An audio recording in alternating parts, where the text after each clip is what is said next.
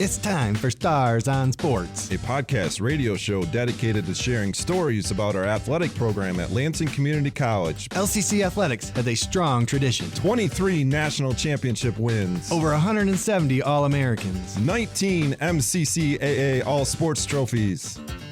Stars on Sports will introduce you to individuals that have contributed to our program's success and give you the backstory on what it takes to develop it. We'll also dive into and break down the topics and issues facing athletic departments across the nation and right here at LCC. This is Stars on Sports.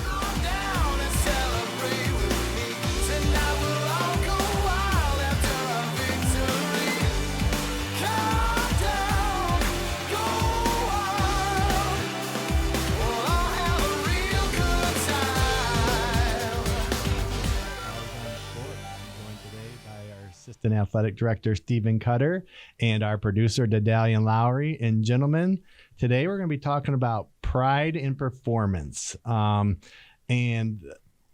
again, now you got me off. When you talk about pride, you think the Detroit Lions in Michigan, but the word pride is, I observe a lot at all the events and watching teams practice and even in my own life with my family and kids dynamic and really at that team environment, in which, looking up the word definition of pride today, it's deep pleasure or satisfaction from one's achievement of those they are associated with. Though the team atmosphere, I think, brings in a lot of pride. And I want to talk about both sides, as we always kind of do, of the issues is, how it can be a very positive thing. But even in my experience over the last week, when I think about it, it's been a negative thing that, how pride has hurt teams or hurt individuals. So again, as I get Norman, what's your first instinct when you think of the word pride?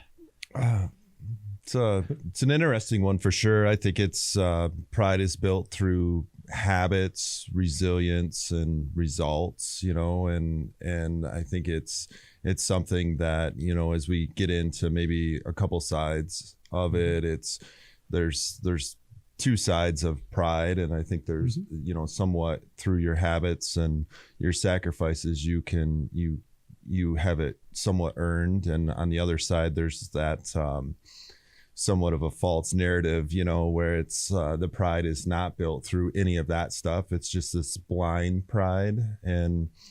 And so I think we can get into some stuff with pride, and you see it at the high school level. You see it at the travel sports. You see it at the collegiate level. It's everywhere, and there's definitely portions of it that you're questioning where that's coming from and whether it's earned or a false pride.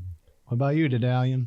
Yeah, I'd agree with what you said there as far as there being a positive and a negative to it. I mean, first of all, I think it's good to be able to look at something you've done, something you've accomplished, and be proud of that. But I also am the very first person that will say pride gets in the way of happiness. And I'm talking about from a personal perspective, because very often you hold on to that pride. And what I see the most, and what I've seen in my own life, is when I'm prideful about something, it's hard for me to make that change, the transition that I need to make.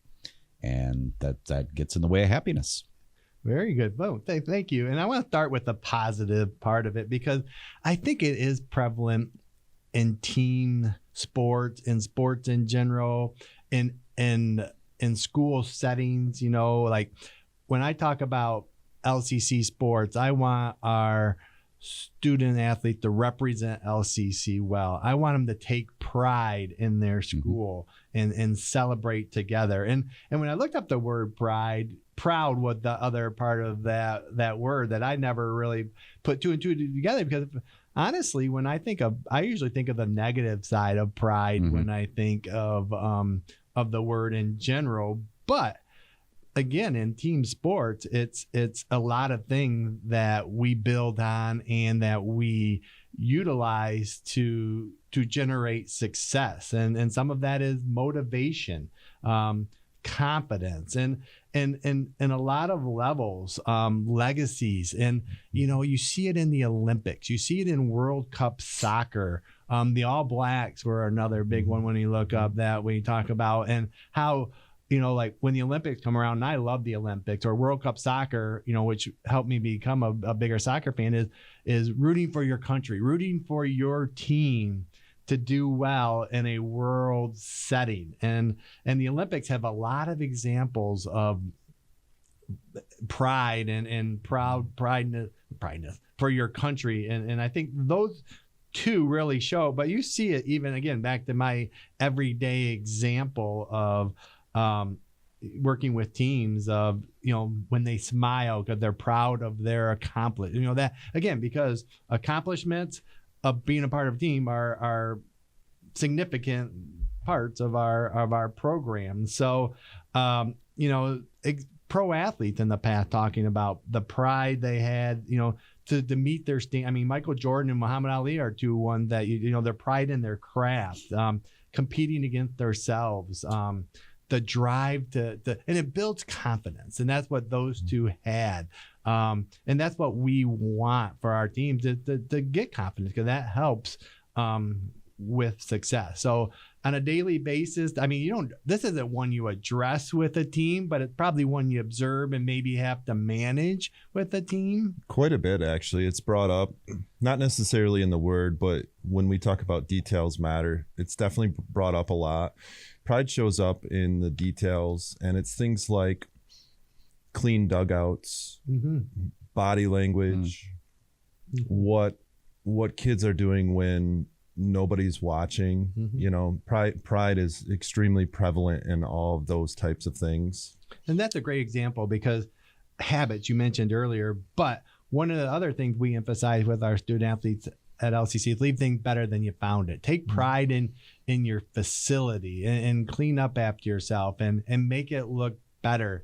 And that is pride. That is feeling accomplished. I mean, it's not the fun thing to do, but feeling it some sort of accomplishment when you get that task done. Also important, I think, is feeling pride even when you failed, and just having pride in the fact that you, first of all, made the effort, but secondly, put forth the work to get to where you needed to be, at least to be able to compete.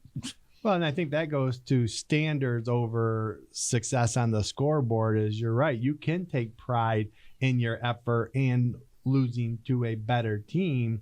But I think that also lends to the negative side of things, because that's when your pride gets hurt, maybe, is when you're concentrating on the scoreboard or focusing on the negative part of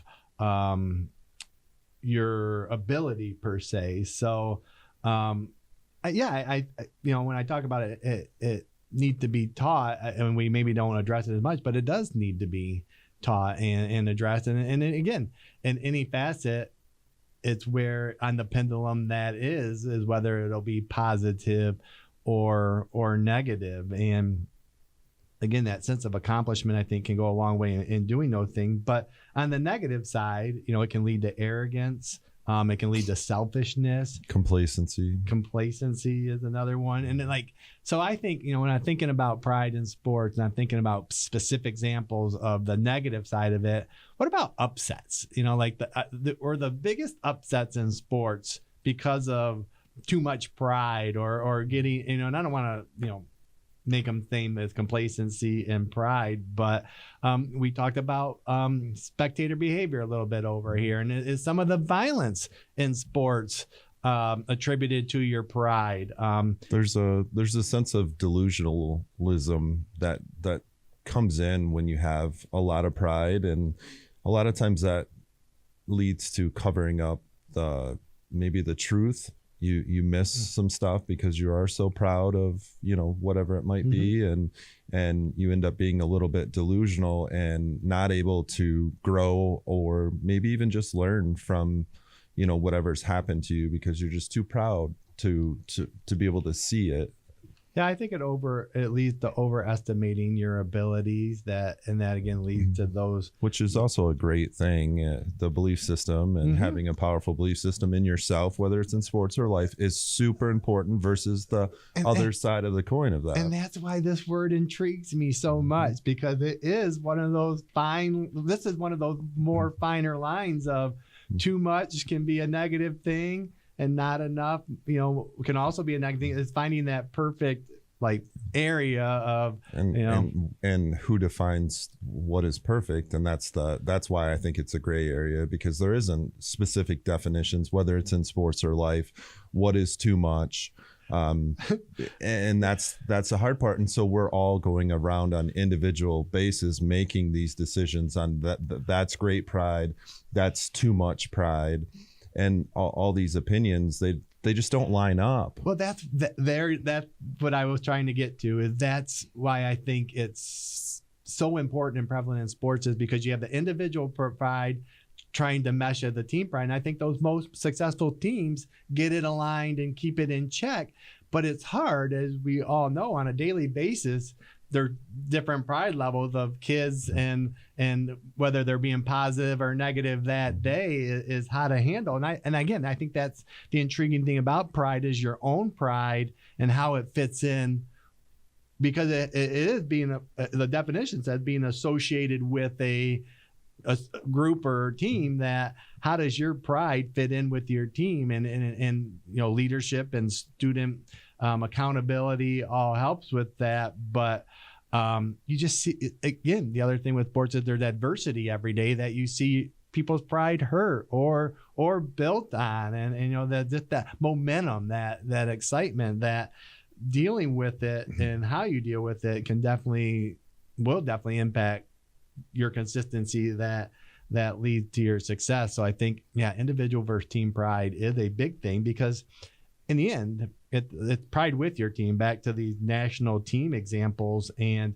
when I think of violence in sport, to hit on that a little bit, is their association with that team, whether they're cocky and picking on those ones that lost, or whether they feel a sense of hurt and they're mad and want to pick a fight with something. Which another neat example I thought of and you might disagree with me, but we were in a baseball game at LCC a week ago, and there was a little adversity, and I thought our pitcher just got better as the game went on, and you just could build confidence, and just it was a sense of pride, he was just just taking it upon himself. And I thought, man, he had pride in his ability, had pride in that he wanted to beat this other team and do well for us. And I thought he started a little shaky that first or two innings, but he just started to mow things down by the fourth or fifth inning, and just had a great game, and you could just feel pride there. So it can lead to that confidence. And then again, but it led to some other adversity and some of the other things, because it led to the other, the momentum changed in the game, and there were some upset, not upset, but just again, challenging ways of handling success or lack of success, that pride, I think, was one of the key factors that got in the way there, because you went from winning to losing, and that one team went from losing to winning. That pride, again, even as we talk about every day in team practice, during a game, it can change significantly. Why some of the reasons we see after a game, some of those sportsmanship issues, because sportsmanship is one of the key factors in pride. So anything else on that? I think it's, with research and stuff, it shows it's extremely important in the team environment. I'm not sure about the individual. I think it is important there, but in the team environment, it's extremely important. And the best teams, doesn't matter what sport it is, they have it, and they have an edge to them. And that edge is different than, we'll say, just a 500 team or an average team. That just, there's an edge there, and the best teams have that pride, and it's not always in the jersey that they have on. A lot of times it's just in the teammates and the people around them, that they have a lot of pride in their community of the group of the athletes. Yeah, and I agree, but I think you see it in sports. I agree. A team atmosphere just makes that pride stronger, and the celebration bigger, and the bond more important. But I also, in the individual sport, I see it more in their standard or ability, like taking pride in their own sense of accomplishment, like beating that time. But one of the, when you label individual and team sports, you forget that even in individual sports, you're still a part of the team. And when you look, when you talk about cross country or swimming, you can have your own sense of pride and your own standard or your own performance. But I think we've learned, and even human nature shows us, it's better when you share it with somebody, when you're part of a team. And in cross country, you run by yourself, or even in wrestling, you're out there wrestling one-on-one. But it's fun when you can go back and celebrate with your team when you win, or get support if you lose. So yeah, I think the team dynamic strengthens it and enlightens it and makes it more visible. But in sport, I think there's a lot of different ways to handle it. And again, not looking just at the scoreboard, but at your own individual performance, or even your performance as part of a team. Because I'm a big believer, your role on the team is important, and we don't need you to, maybe strike out. You don't need to hit a home run every time at bat, but getting a base hit or a walk. I mean, you're big on, just get on base, get hit by the pitch and to get on base, that knowing your role. And I think pride can get in the way of that a little bit because of your own ego or stats. Look, when we see kids or teams focus on stats sometime, and it's amazing how prevalent that is, that can impact their pride and then therefore impact team performance. It can, but you still need it for performance. So it's one of those things that's very, very much on a line, and you have to understand how to coach it, and sometimes not coach it at all. But at the end of the day, you're still talking about things that are within your influence, and how you react to a said situation is within your influence. Losing a game is within your influence. Cleaning a dugout is within that. How you work, how you're working when nobody's around, all that stuff is things that you can say, this team has a lot of pride. You can see it. And you can also not see it on other teams when they don't have that pride. So the most successful ones, you absolutely want a lot of it. You just have to learn how to manage it. Yeah, I agree. I think you when you compliment a team that they have a lot of pride in what they do, they're doing it right. They're taking care of business. They're doing the little things. I mean, we can't go without saying ERO in our podcast, but yeah, it's how you respond. And again, that's the word why it intrigues me so much, because it can sway one way or the other, your pride to a positive or negative. Because I definitely agree with you. It is needed in sports. It does help with motivating and giving a sense of belong. I mean, those are two big things: motivating to be better, and then also being a part of a team and knowing your role within that team. But on the individual basis, it's still part of the process, and it's super important for everybody's journey in life too. If you can take some pride in your journey so far, that helps you take some more steps or stack some more bricks too. So I believe it's crucial not only in great teams, but it's also crucial for all of us. And God, they're just leading so many more things. But one of the other things I want to hit on is, I also think pride, back to the sportsmanship part of it, is it hinders people because it'll make them hold grudges, or it'll make them choose battles they shouldn't choose to fight. And again, as I've told you before, my favorite things is knowing when or when not to choose your battles, what hill to die on. And I think pride is a strong factor in getting in the way and distorting judgment on those two things. That's where one of the most negative things of pride is maybe holding on too long or fighting when you shouldn't, because your pride gets in the way, and just, hey, let it go, take the high road. And again, one of the famous quote in my little rivalry was the Michigan State quote a couple years ago by Michigan State head football coach, that pride before the fall. And where does it fit in? And again, back to that line, and then you'll fall from grace if your pride becomes too much. But I do think it is a tough thing to manage, because you need it and you want it, and it is an integral part of your team to be successful. But on the other end, if it's too far, then it's one of the common denominators in sportsmanship and the issues we have to deal with in our team. When I teach it, we talk about things with being proud, or having, what the word you're using with pride is, it's not being proud that you're thinking that you're better than others. It's being proud that you're a little bit better than you were yesterday. Yes. And when I come to the journey and we talk about those things, that's where that pride, and you see that's a great pride. And when you can not only manifest that, but help it grow, that's where like the best teams, you just look at them and there's an edge to them. Yeah. There's something there, and a good edge. And it's crazy. I think we use the word pride more than I even thought of. Look at when you even describe a team that does well, I think pride is one of those words that comes out to define them. And you're right. It still goes back to your own standards. Again, we all want to be successful on the scoreboard, but accomplishing your standards can really visibly demonstrate the pride you have or have developed for your association, team, or accomplishment.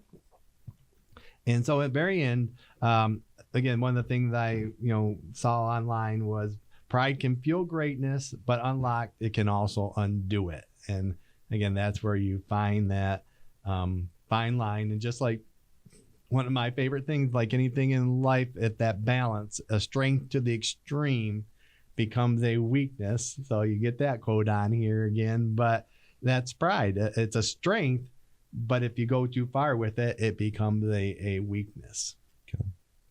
Anything else to add? Any quick thing, Daedalian? I do not. No. Right. You guys covered about all of it. I was thinking of a friend of mine that, I was talking about happiness, and on a personal level, not sports related, was one of those things where she no longer talks to her brother and sister because of something that happened.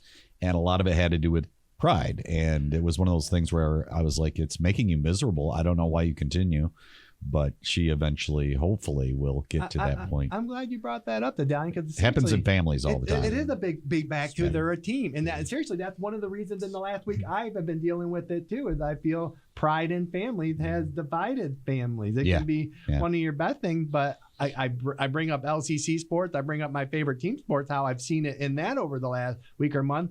But even when I observe my own family or other families, I think it's a big indicator of tension or and it just gets in the way of happiness. It just gets in the way of happiness. That's what I was definitely. I'm glad you did, because when I talk about hurting your pride or not knowing when to stop fighting or holding grudges, I think, again, I thought of some instances in my own family or friends' family that they vent to you about, that it's their pride getting in the way of them being happy and being together in big moments. So nice job. So, okay, we'll close there and we'll go to our last question. As we record this podcast, we finished one of my favorite sporting events to watch, and it's the Masters in golf. And when I was at the high school setting, it always seemed like our spring break aligned with the Masters golf tournament. So it was one that I was allowed to just watch. Unfortunately, I didn't get to watch much of this one because it wasn't any one spring break, but it still creates a lot of excitement, drama. It's one of the best sporting events, if you ask me. But for us, the thing is, every year the previous winner gets to choose the dinner for the champion dinner before the start of the tournament. So I'll start, but what's your Masters dinner? And mine would actually, this year, Scotty Scheffler had cheeseburger sliders, firecracker shrimp, ravioli, Texas-style chili, ribeye or fish, and then a skillet cookie. So that's a pretty good Masters dinner for me. Tiger back in 1998. You had me at sliders, but go on. It had me better because he had cheeseburger and chicken sandwiches, fries, and milkshakes. So, and there's some really not nasty ones that don't, they get pretty diverse in their skillets. So for me, it would be a Caesar's, because this also led to, what's our best appetizer? But that'll be a future one when we go there. But for me, it would be a Caesar salad, Texas Roadhouse bread and cinnamon butter. Not that we're promoting, but loaded tots, filet mignon with French fries, because I already got the loaded tots, so it'd be waffle or steak fries. And then I kind of like the ice cream skillet. What's your master's dinner? I love and it this. can't be pizza. You come up with these questions and then you detail it all out. He's got it all written. And the napkins are going to look like this. And so you're saying the previous winner gets to determine it, but they don't. Do they win back to back? If they do, they get that like Tigers won 4 or 5 times, and Bubba Watson was the only one that I saw that won twice. He did the exact same menu both times, but most pick something a little different. So even when most they win of the time you're choosing a dinner for somebody else. Well, it's your favorite meal, but it's all the previous champions there. Yeah. And like Gotti Scheffler won it this year or won it last year and 2 years ago, and he picked some different things. But you can definitely see some of the food that they do like, but some like to just be like a little crazy and extravagant and such. So I think I would go definitely with some steak and steak. Some seafood like crab legs and crab legs and some lobster bisque soup. Okay, that's a popular one. And then probably the appetizer would be nacho cheese Doritos. So.